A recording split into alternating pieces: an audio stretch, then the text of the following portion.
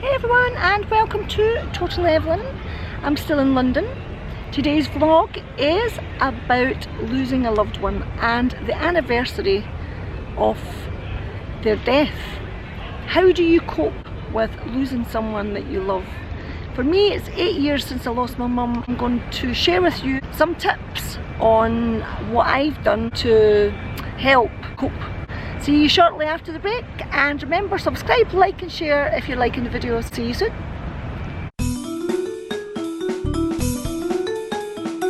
Hello and welcome back to Total Evelyn. Today's vlog, how to cope with grieving a loved one on the anniversary. So today marks 8 years where my mum passed away. I'm sitting right on the Robert Burns statue.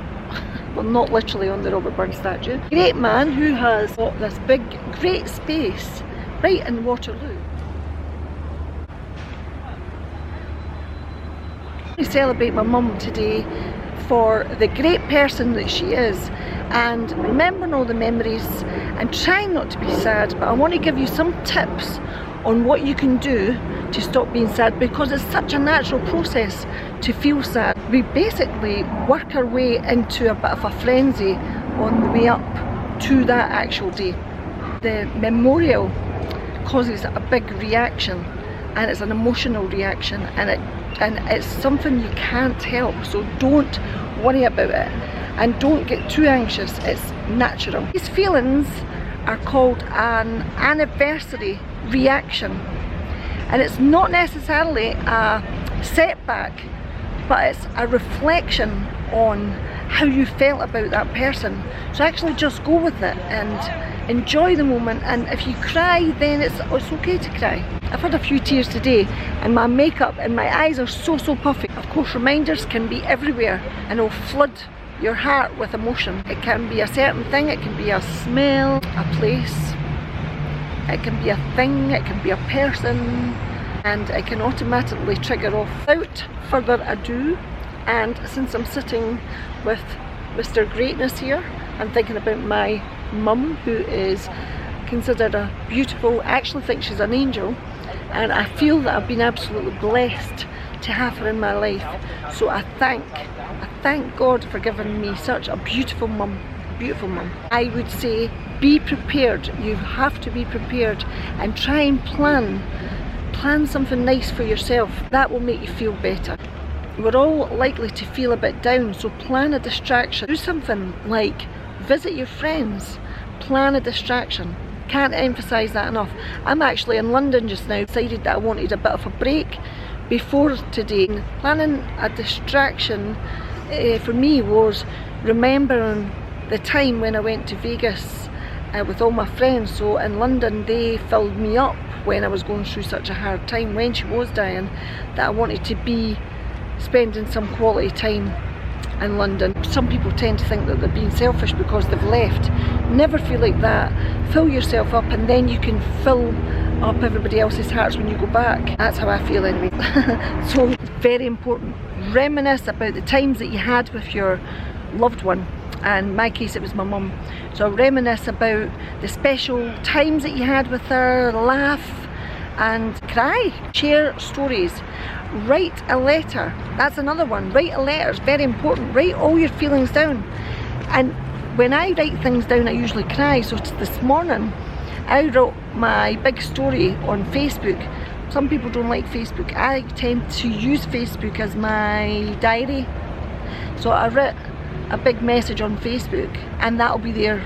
That's my life now.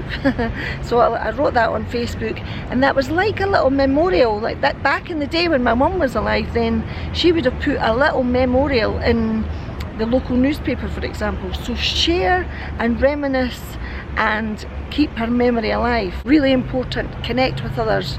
You really will need it. It's okay to feel sad because you have to feel the loss. So don't feel guilty about being sad. Don't feel guilty about feeling happy. And remember the joy. Just be joyful, because your loved one would really want you to be happy. So don't feel guilty about being happy. And don't feel guilty at all. Don't feel guilt. You can't feel guilt. So please do not feel guilty. If you have lost a loved one, then you'll know exactly what I'm talking about. And if you've not lost a loved one that you were really fond of and really close with, then if you're with someone that is suffering the loss of a loved one, then here's what you would expect. Predictable, be fine up until a point, and no rhyme or reason to it, it just can happen. Sometimes it can just be crying when you least expect it. But depression and then fatigue is all natural. Guilt, I've said before, guilt because they think they maybe never spent enough time with their loved one. Loneliness, pain, maybe they need a massage. If you feel that you're really stuck, then these are all typical things that can happen. Sadness and trouble sleeping. So these are all typical things that will happen on a anniversary. You have to just let that process go. There's nothing you can do about it. It's a process and it will get better. But there's no time at all to put a time limit on how long it takes for someone to get over the death of a loved one. 8 years for me, and I think the longer it's been for me, the more sad, because I've missed my mum for 8 years. I've missed my brother for 20 years, so there's no time limit on at all. You can't put a time limit on. It's usually people that's never lost someone that would put a time limit on it, so it's very, very, very difficult. It certainly evoked powerful memories this week as I was in London, and it just feels that you really feel quite overwhelmed. I've been very lucky because I've been down with my friends and I'm going out for dinner tonight, so as I said, keeping busy and being with people that will build you up rather than being in a place where you're going to be on your own or you're going to be sad. So try and give yourself some time and give yourself the love and fill your heart up. I can't emphasize enough, fill your heart up with love. Have your tear and enjoy your memories of a beautiful person that you've lost. Enjoy and thank, most importantly, thank God and thank whoever it is that you love up there, that say thank you for the beautiful person that you did have in your life, because I can tell you something, the love I've had from my mum, I think it's a very, very special bond in my heart, so I feel very, very lucky for that. So guys, I hope that was helpful. Hope you're enjoying the videos that I am putting up. These are not meant to be sad videos, they're meant to be just quite informative videos, so I hope that that has helped you in any way. If you've got any questions about how I'm coping, or if you really are struggling and it's affecting your daily life, then really you need to try and speak to someone, go to the doctor or go to the counsellor or go to a life coach, and do not, I repeat, do not feel ashamed to go to a life coach. I've been to a life coach and really helped me so much. You need it. If it's detrimental to your health, it will really help you heal, and that's the main thing. So enjoy the joy for your loved one. Enjoy the memory of it. Use it as a special day, like what I am with sitting here. I know Robert Burns, but he's been remembered for all these years, and I'm sure my mum will be remembered for all the good and all the greatness that she did in her life.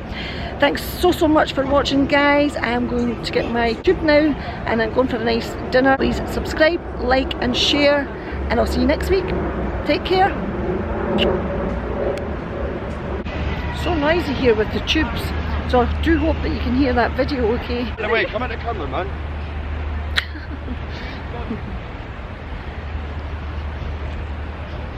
Life of a vlogger. Catch you soon.